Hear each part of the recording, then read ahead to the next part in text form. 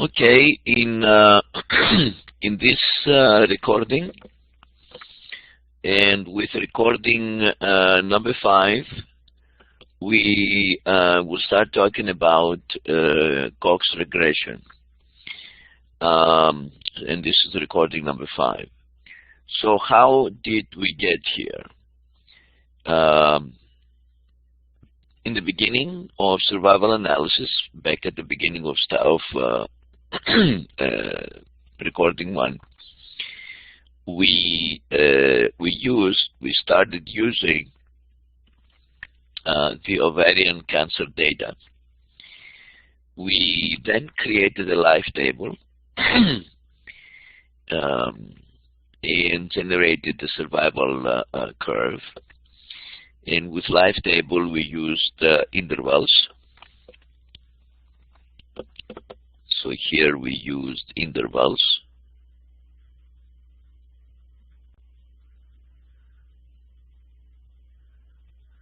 And we generated the survival curve. Okay.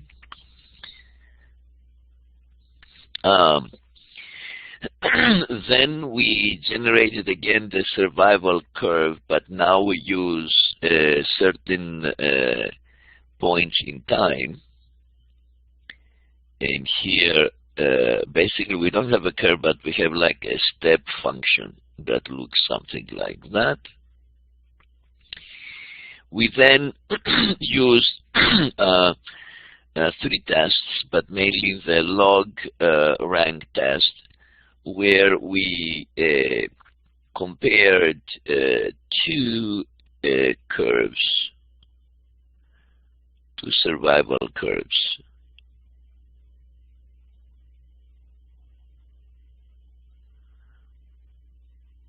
And we use treatment as the factor. And we wanted to see if there was a significant difference between the 2 therapies. One of the curves is S1 of T. The other curve is S2 of T. And even though we see a difference, the question is, how significant is this difference? And here now we are in recording 5. And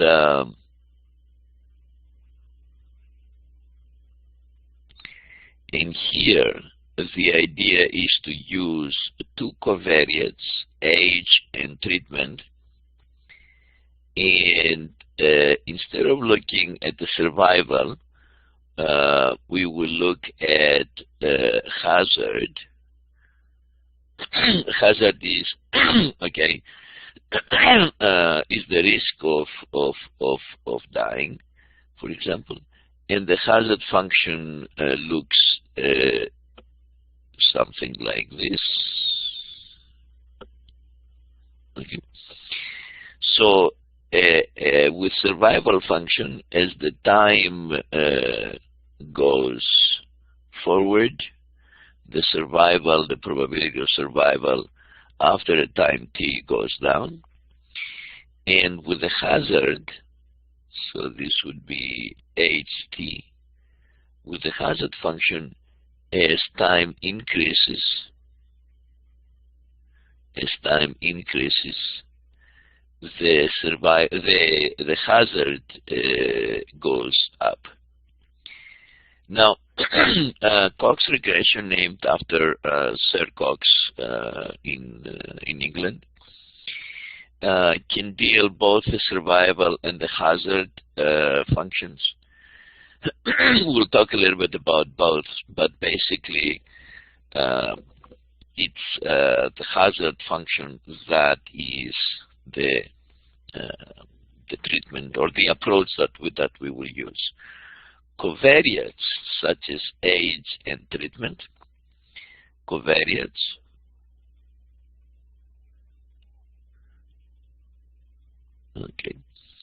are variables that affect the survival and and the hazard. So these are variables affecting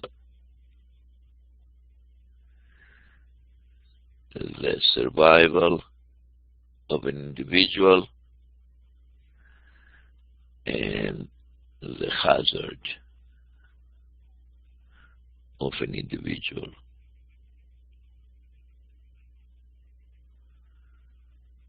I don't know if that we will be able to to finish Cox regression with this recording, but let's see how we go. The idea is that I do not want to have recordings longer than 45 minutes to an hour, because I noticed that after that time frame, the things start to go wrong.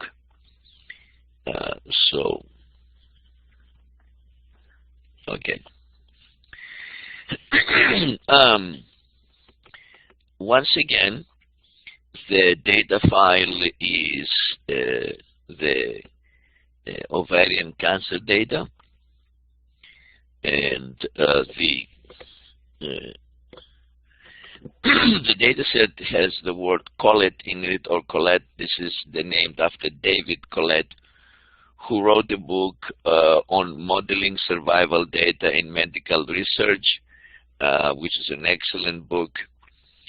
So the title of the book is Modeling Survival Data in Medical Research, the third edition, by David Collett, C-O-L-L-E-T-T, and by CRC Press. So the publisher is CRC Press, Taylor and Francis Group, which is a Chapman and Hall book.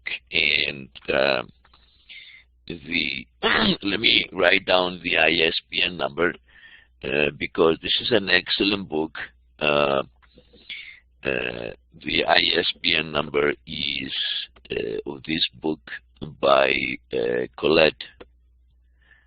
This is an excellent book if you're doing research. 978 4398 4398 5678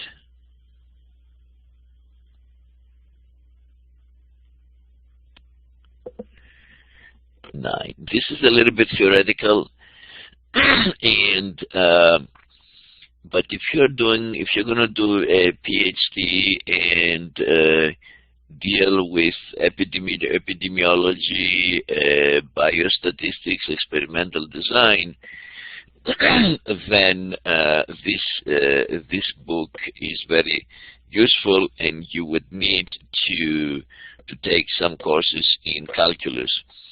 So the title of the book is Modeling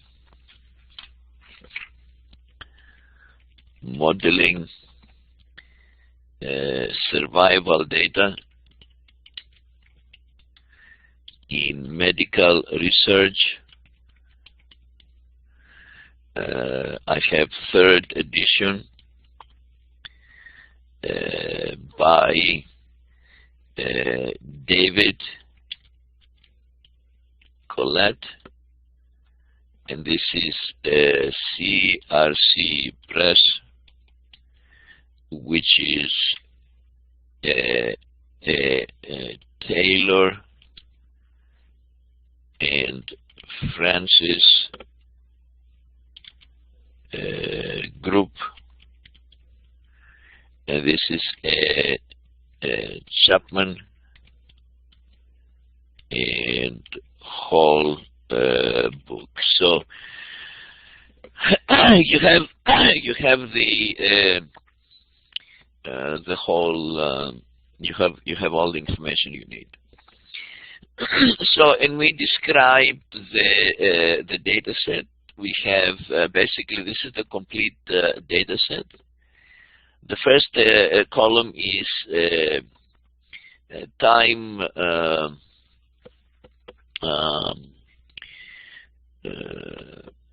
time at which the event occurs. Then the next column is called censored, which is the status column. So the name of the columns are time, censored, and that plays the role of status. I could have called it status. So if censored is 1, if the column censored is 1, then it means that that the event has been reached, and once again the event can be 1, which represents death, and 0, which represents no death, and this is censoring. Okay, and we talked about left, right, and interval censoring. The next column, the next 2 columns are covariates. Treatment has 2 values. If treatment is 1, then it means there is 1 therapy, so this is monotherapy. And if treatment is 2, then we have a combination of therapies. And what we want to determine with Cox regression, right? The idea behind Cox regression is we want to see the impact of these 2 covariates,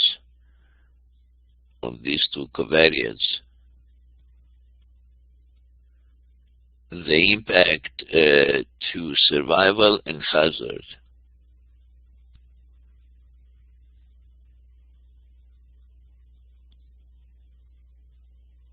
Okay.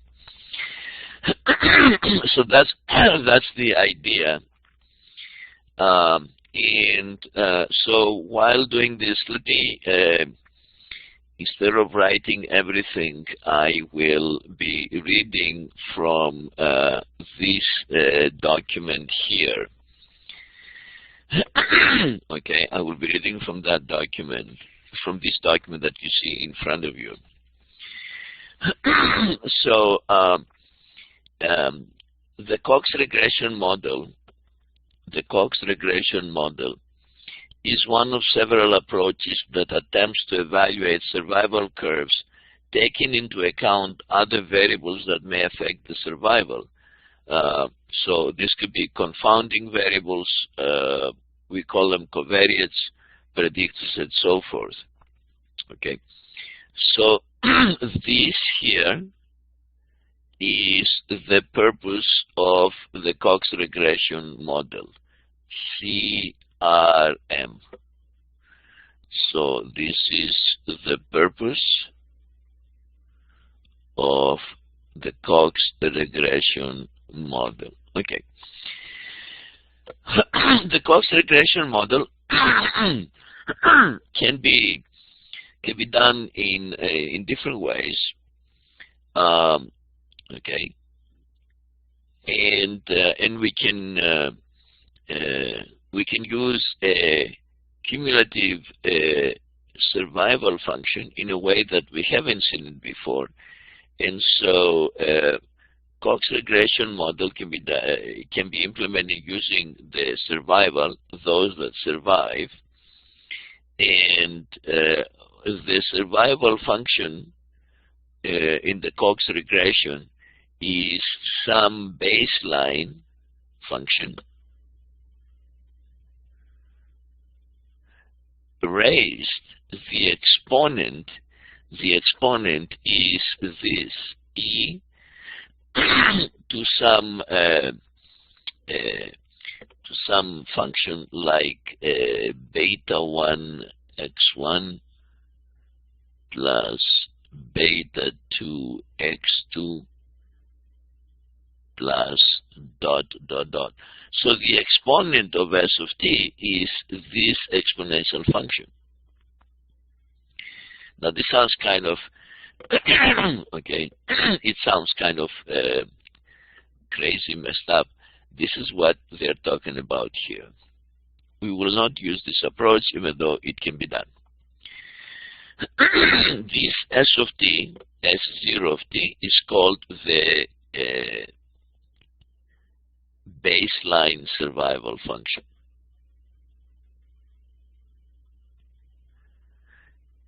And the software can give you that function. This is the baseline survival function. This is at the beginning.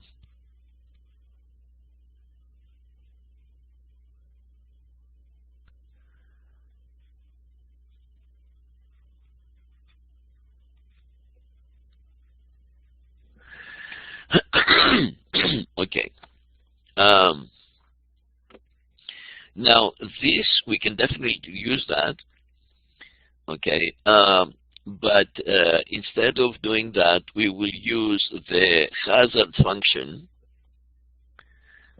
All right. So this is one approach. The approach that we will discuss here is using the hazard function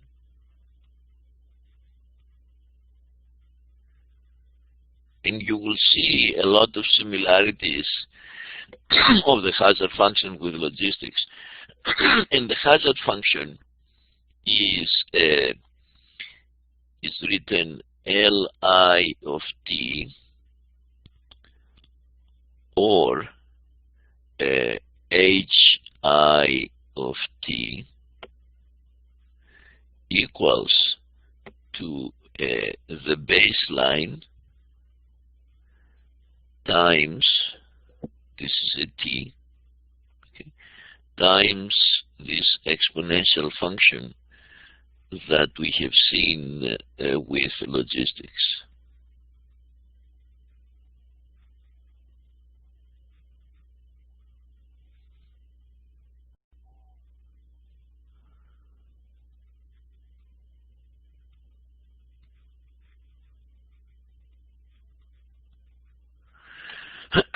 Okay, so and as you see here, this is so this is lambda, right? And this is h. So either one of those represent the hazard. So this is basically the risk per unit time, the risk of dying, and okay, this hazard is between 0 and infinity. So this is hazard at time t equals I. T equals I.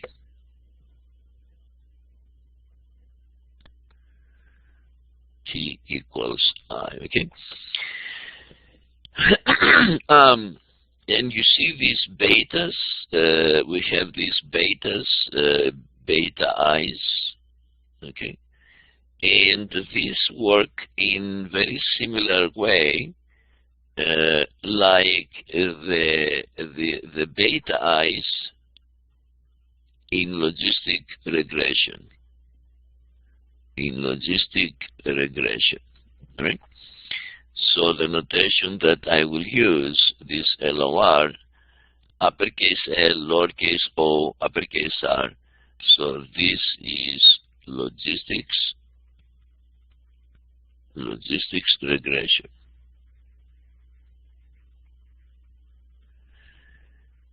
Okay, and so this is what I mentioned the last few minutes. The logistics is the optimistic side of the coin, whereas hazard, death rate, is the flip side. See, with the survival, Okay, with the survival approach, the survival function, the survival at times t, we are looking at the probability of surviving as time goes by. Even though the survival goes down, we are looking positively. Okay, with the hazard, we are looking at the negative side, and this is the risk, and the risk here increases. So this is the hazard.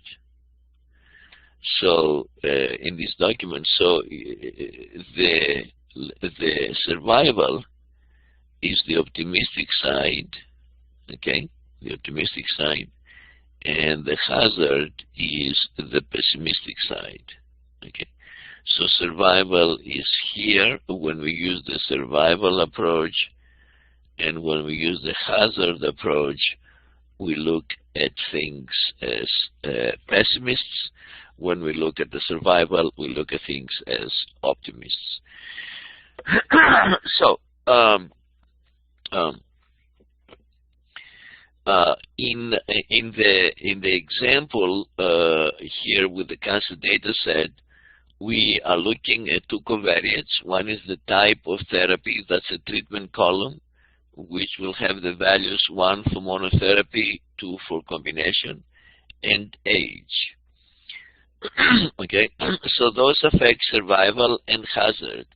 The age, the older we get, the survival, the probability of survival, the likelihood of survival goes down, whereas with the hazard, the risk of dying, as we get older, the risk of dying increases. Okay, so here we have the risk or hazard on the y-axis, and here we have the survival on the y-axis.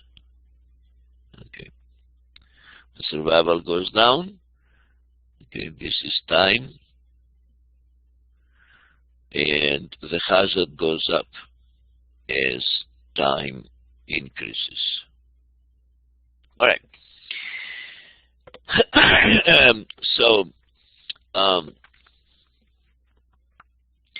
As we did with the ordinary linear regression, we want a method to estimate the betas, the coefficients here, okay, the betas, these guys, beta 1, beta 2.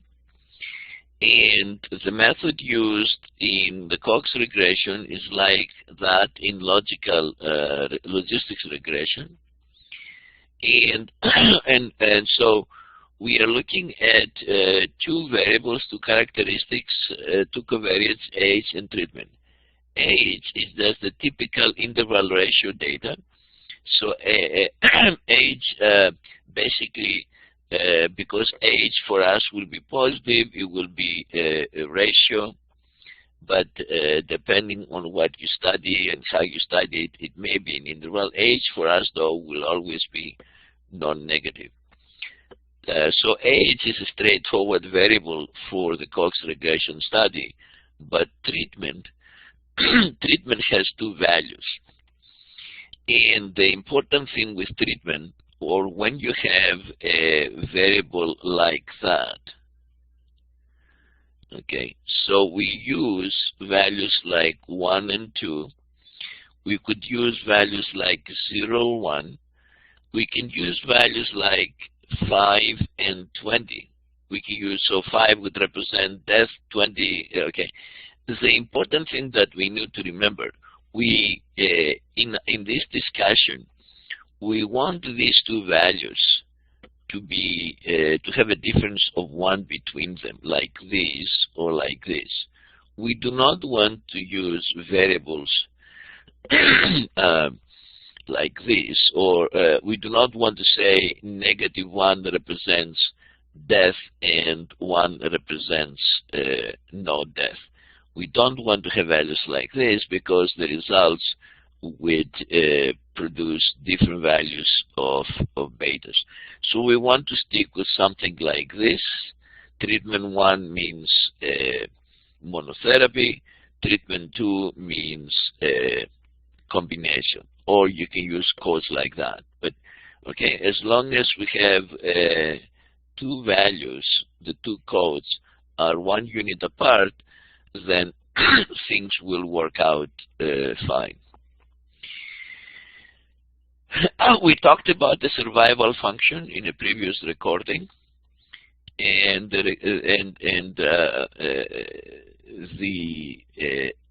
this S of t is a probabilistic function.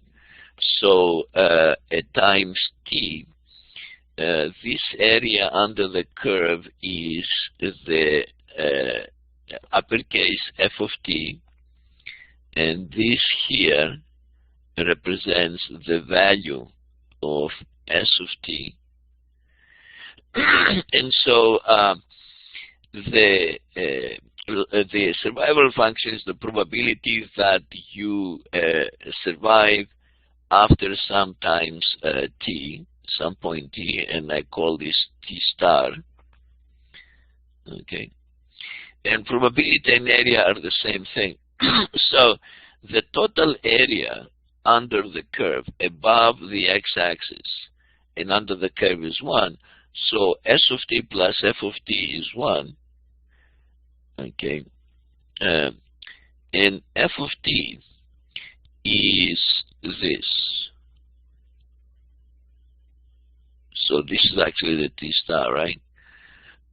Of some function which represents s of t, right? So s of t represents this region right here, this area under the curve, and this would be the integral from t star to infinity of f of x dx, where basically f of x is this graph. So f of x, whenever we have this small f of x, think of this as s of x, right? And when we use the integration, we've got to use x. So when we use x, it's the same as using t, all right? So x is t. Okay, we talked about that. So enough of the survival. The hazard function, once again, I have actually discussed this in a previous in the previous recording, either recording 3 or recording 4.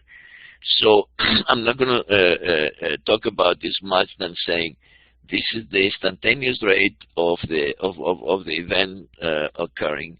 An instantaneous rate in the calculus world means derivative.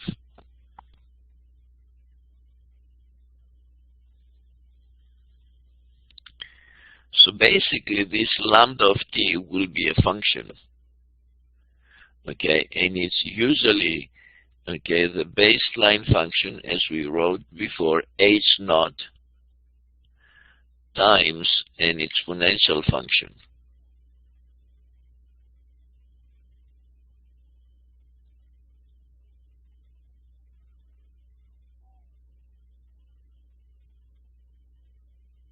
Okay. So it's basically the derivative of that, and the definition of the derivative is basically up here. So hazard ratio, we will talk about hazard ratio, is the relative risk of an event occurring at times t. We talked about that in a previous video. Please go back and review that. So I'm going to go through SPSS and to do the Cox regression. All the steps are described here, and then we have the output, and we will talk about the output. So let me go to here, and we will go to Blackboard, go to our course,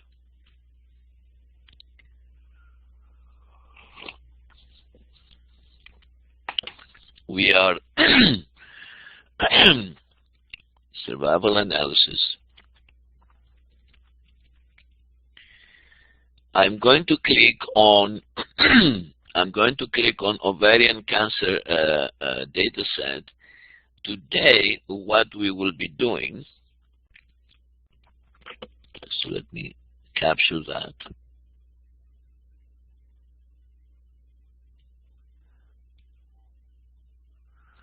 Is we will do this part here, and I will click on this to open this SAV, means SPSS, to open this. And here I capture all the documents that we used. We started using this document. Then we did the life table with this document.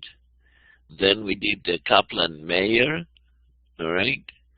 These don't necessarily represent the recordings, but this is the sequence of documents once again. And now we are working with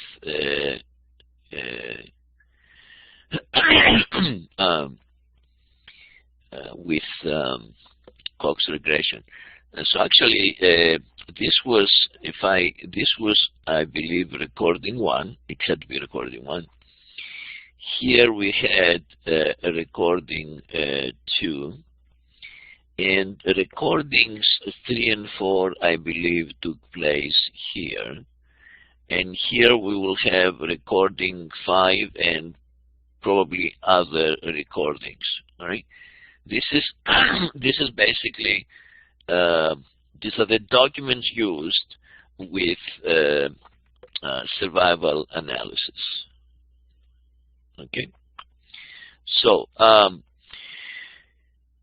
let me click on this file, and this will take a little bit of time to open up in SPSS.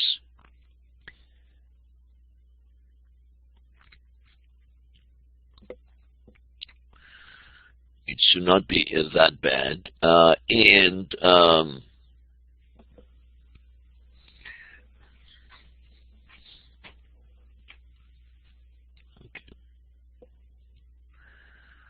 so, all right. The steps that we will follow are all in this document here. Okay. So once it goes in SPSS, we will click Analyze. We will click Analyze Survival Cox regression. All right. So let's see. We have to wait.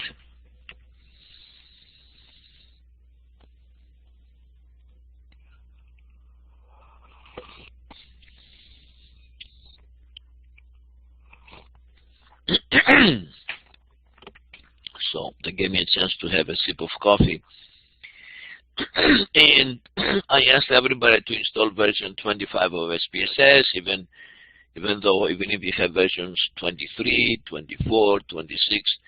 But refrain from using 26 because that's the very latest, because I'm not sure if the same things are in place. Meaning because things sometimes, well, not sometimes, but whenever you go to a latest version, there's a new way of doing things. All right. So I click Analyze Survival and then Cox regression. Time is our dependent variable. Actually, time is the time column is the time goes in time slot. Censored is goes into the status. Treatment and age go into the. These are the two covariates. Okay. Now, with the censored being there, I'm going to click define event and enter 1. 1 means death. Okay, the event is 1 or death, and 0 is no death. Then I'm going to click plots, and everything is in the document, everything that I'm doing. And for plots,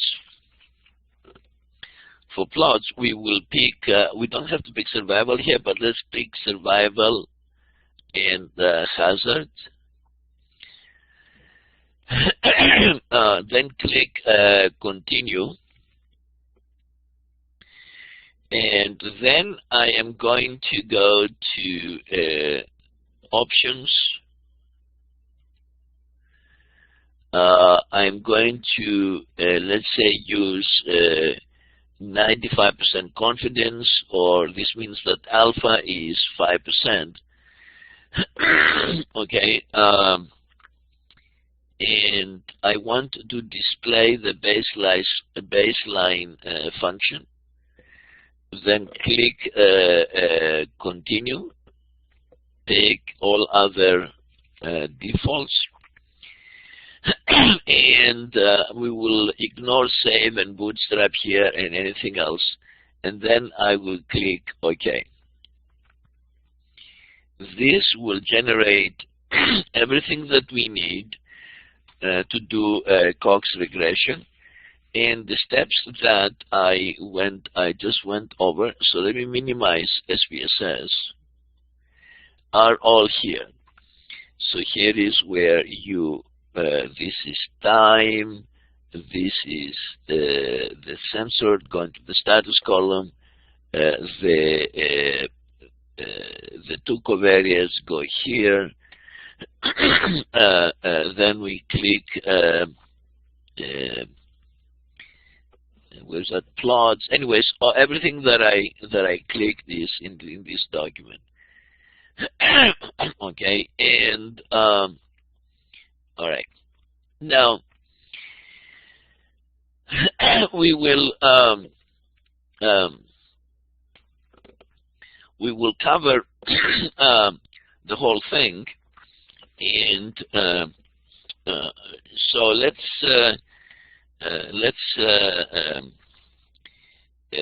start the discussion, and then I'm going to finish the recording 5. I want to keep it around 45 minutes at the most. Now, we said that the hazard function is h of t or lambda of t, and that is some baseline h naught. Okay, it's naught of t. Oops. So it's naught of t. And this is my exponential function. So the beta 1 x1, we have beta 1 x1 plus beta 2 x2 only, because we have k equal to 2 covariates only. Covariates. Beta 1 and beta 2 are the coefficients. Okay. X1 will be is treatment,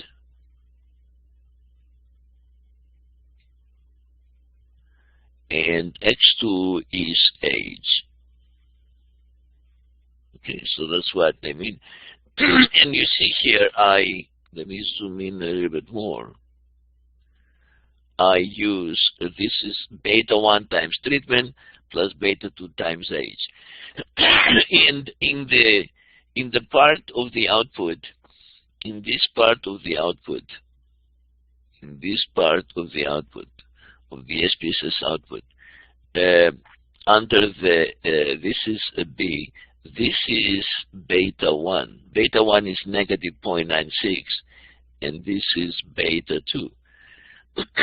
So, so then the hazard function becomes the baseline function, H0 or H0, times E, okay. So this is our times E to, this is a point here, e to the beta 1 times x1 negative 0.796, okay, times treatment plus beta 2 plus 0.147 times x2, which is age. Okay, this is the hazard function. Okay, but we want to define the hazard ratio, which so if I divide, so this is my h of t. This is my h of t, right? If I divide both sides by h0, this is h0 of t.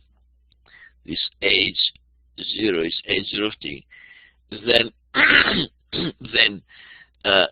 then I'm going to have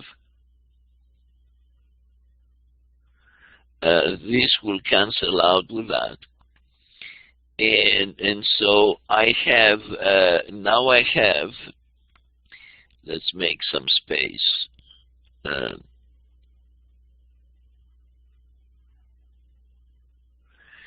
So now I have this, right? Now I have the hazard ratio. And then I can take the natural log of both sides. So this is a ratio, right?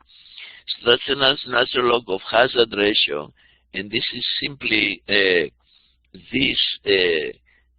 function right here, which is if you remember, the logit, like the logit in logical regression, in logistics regression.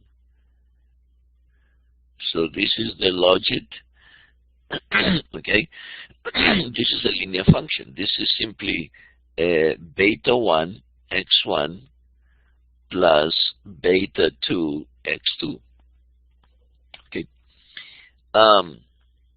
Okay. Now let's discuss this. Let's ignore the standard error. Let's ignore this. This is degrees of freedom equal to 1 with the treatment, degrees of freedom equal to 1 with age. This significance is the p-value. So the treatment has a p-value of 0.209. So these p-values, these p-values try to tell us, try to answer the question.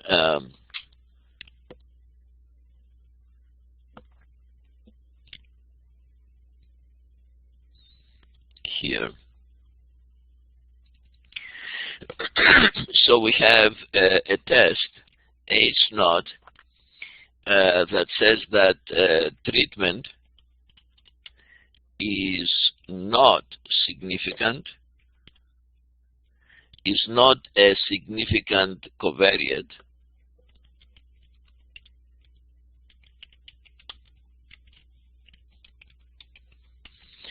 and the alternative is that treatment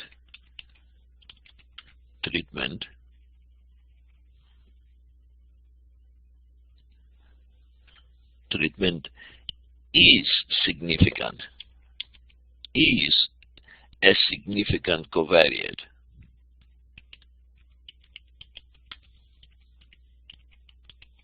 All right.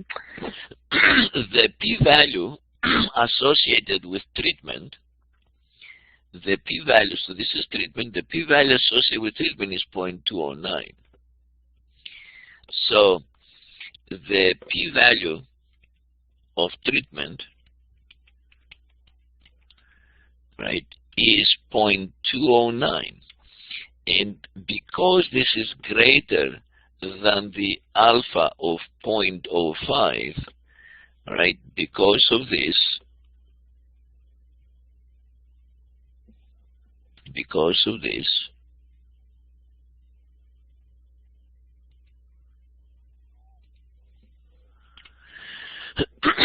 we reject the null. Okay, we reject the null. I'm sorry, we fail to reject the null. We fail to reject the null. and this means that that treatment is not a significant contributor to survival or hazard, right? So we do not have, regardless if you use treatment 1, monotherapy, or combination, that does not contribute in a significant manner to the hazard. So let's concentrate on talking about hazard. Okay. We also have, we can do from this table, from the variables in the equation table, we can also do the same test for age. Okay.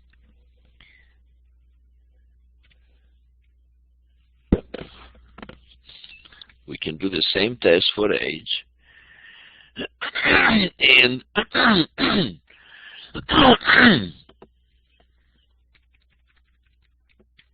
just saying, take the word treatment and replace it with age.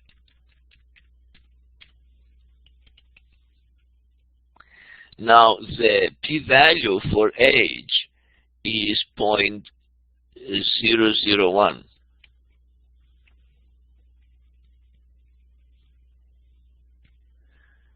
And 0.001, and this is definitely less than or equal to the alpha. And when the p-value is less than or equal to alpha, then we say reject the null. And this means that age is a significant contributor to hazard.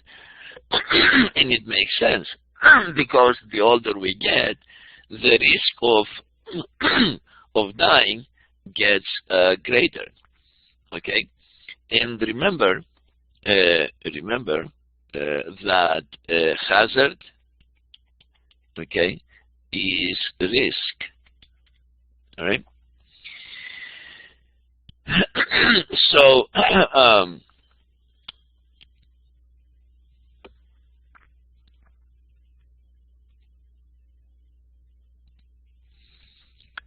just to make sure that things that get mixed up, this goes with all of that. Okay, right here. So we used the p-values here, p-value. Then this column here is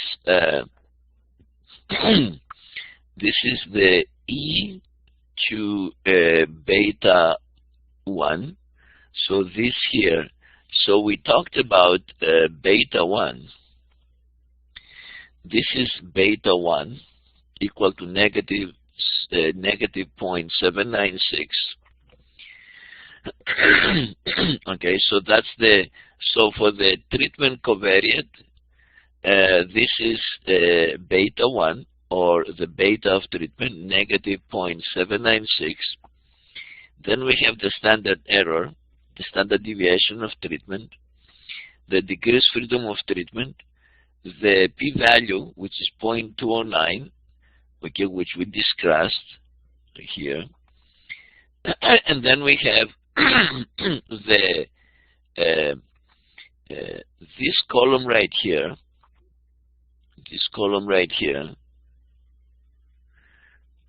which is, so that's discussed right here. Oops.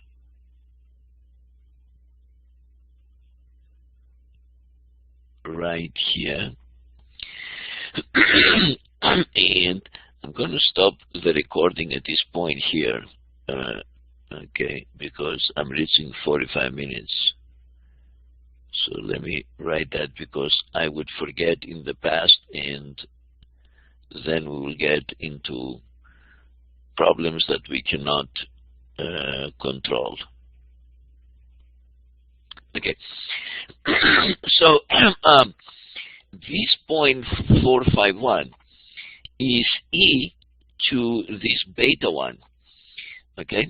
So e to the negative 0.796 is 0.451. And this means that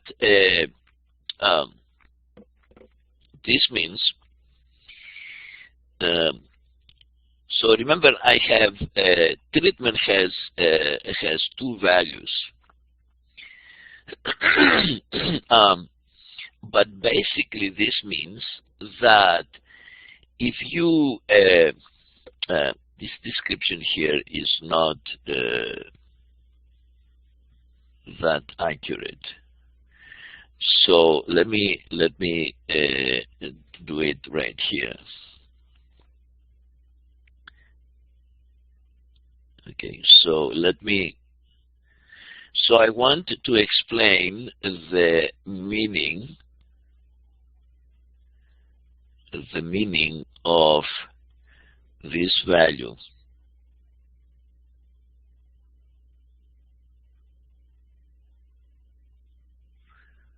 This is 1 over e to 0.796, and this is 0.451. Now remember, this has to do with the treatment, right? We have treatment has two values. One value is 2, and the other value, which means combination of therapies,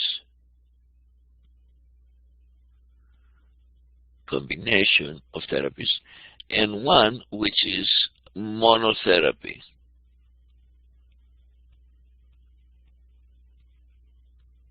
Right. And so the 0.451 means the following, that the hazard or risk of death, the risk of the event,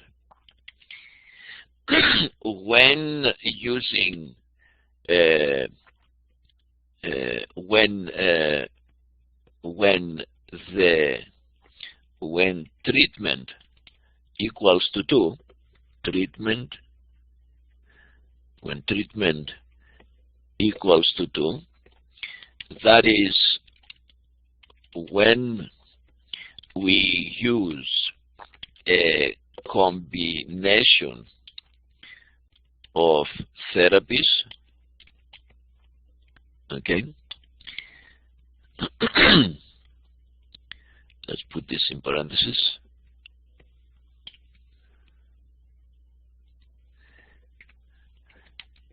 Is 0.451 the risk, the hazard or risk of death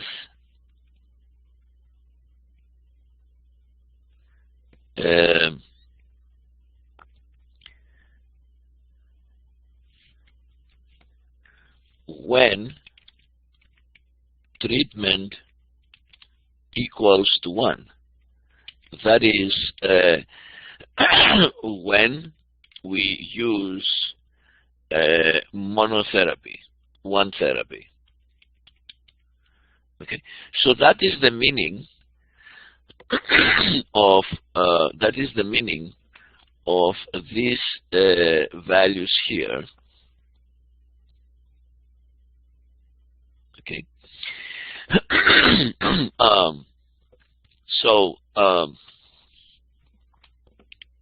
Okay.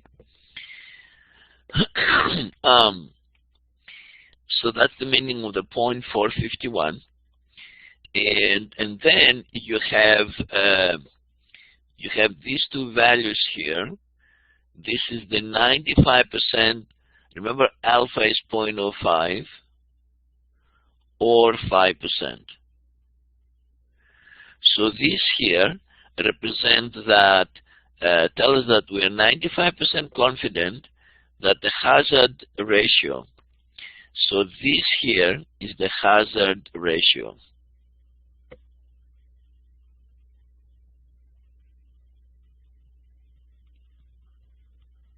Okay, so this is the hazard ratio. So when I when I talk about hazard here, right, I talk about the hazard ratio. So hazard is the hazard ratio.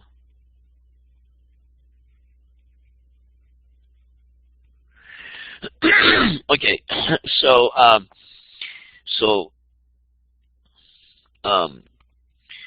here we are 95% confident that this number here, whatever this number is, that this number here will be between 0.13 and 1.56. The same way, this other hazard ratio that's associated with age will be between 1.058 and 1.267. So this is, we have more confidence here. We are closer to the number. Okay, I also describe, so with age,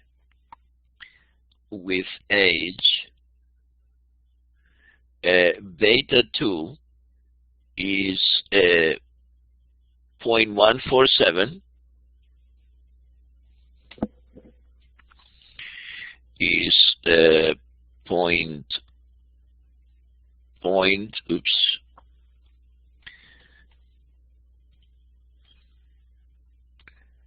it's 0.147, and the hazard ratio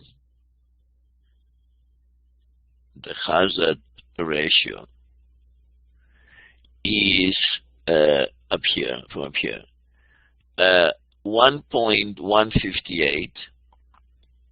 Okay, is 1.158, and the 95% confidence interval is between 1.058 and 1.267.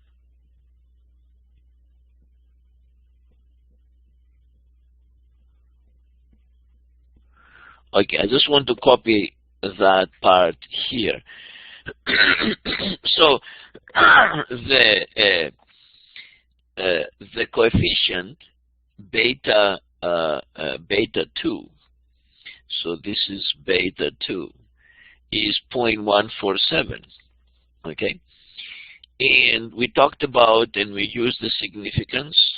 Okay, and then the hazard ratio is E. So if I take E to the beta 2, this is e to 0.147, and this is what gives us 1.159. And this means the following, and I will illustrate this. Remember, we have that the hazard, the hazard function is as follows.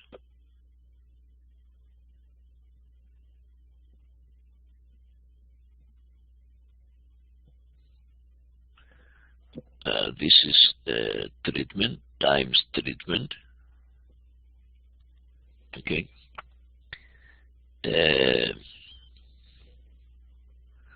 plus 0.147 times age. Okay. This 1.159 means the following. Let's take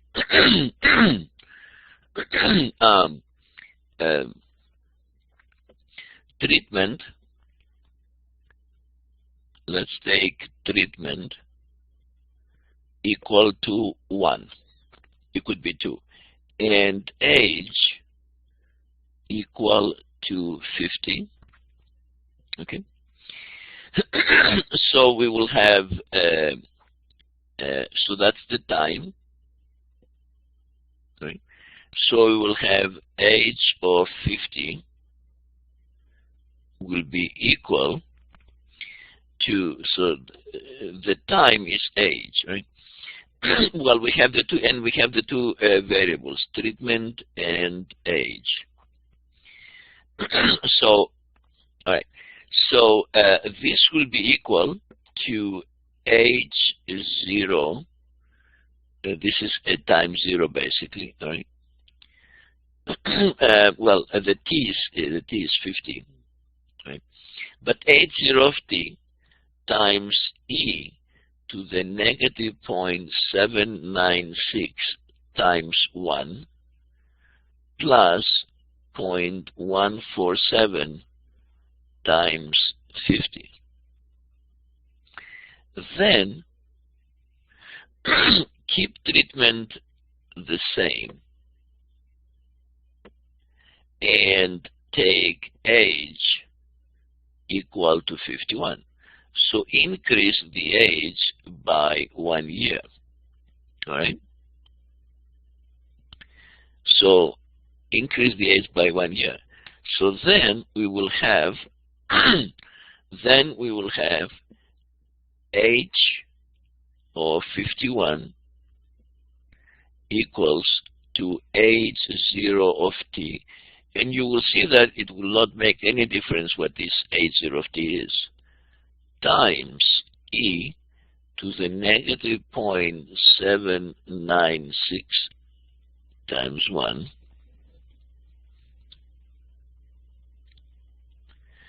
plus 0.147 times 51. Then we will take this ratio of age of 51 divided by age of 50. And this will be H0 of t times e to the negative 0.796 times 1 plus 0.147 times 51 over H0 of t times e to the negative 0.796 times 2 plus 0.147 times 50. we see that this cancel out. Okay, so we have a ratio.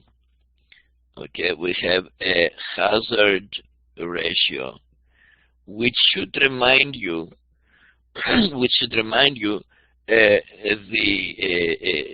this is like the odd ratio. This is like the odds ratio in logistics, right? We have a ratio of two hazards here. And so this ratio of H51, I'll be using uppercase H, lowercase h, same thing here. Okay, it doesn't make a difference. The numerator is written as e to the negative 0.796 times e to 0.147 times 51. So this thing here can be, so if you have e to 2x plus 5y, this can be written as e to the 2x times e to the 5y, right?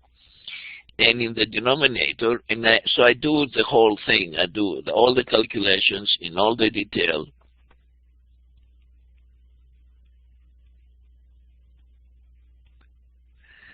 And this cancel out, and this is 51 times 0.147 minus 50 times 0.147. And so what we have, this implies that this hazard ratio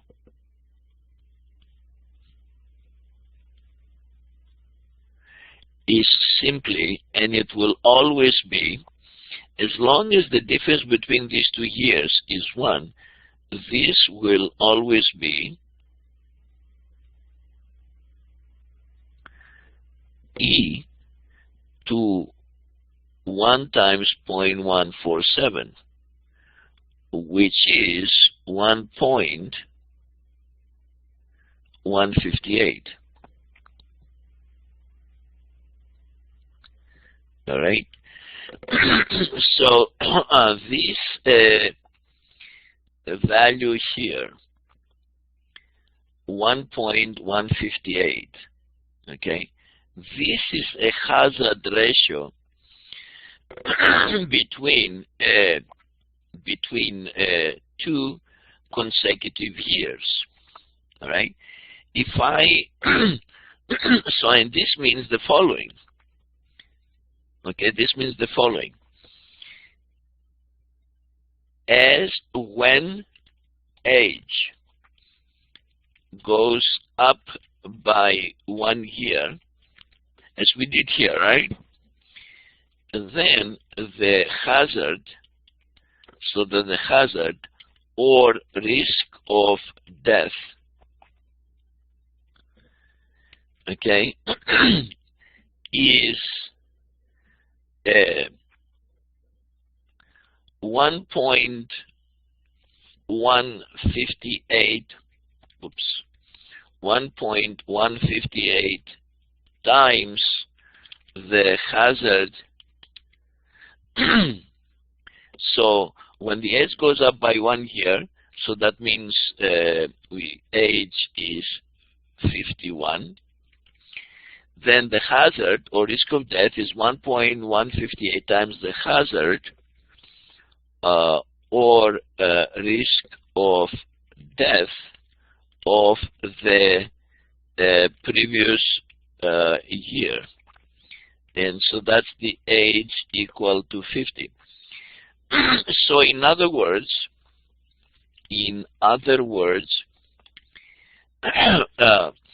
when we get older by 1 year, then the risk of death increases by 0.158, or 15.8% with the current data, of course. Okay, with the current data or this experiment. Okay, so with this data set, okay, we have to be careful. Okay, and let me stop. So I lied when I said this.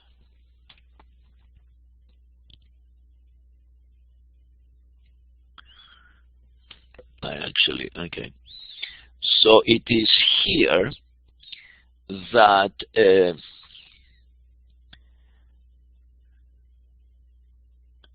we will designate this point as the end of recording 5.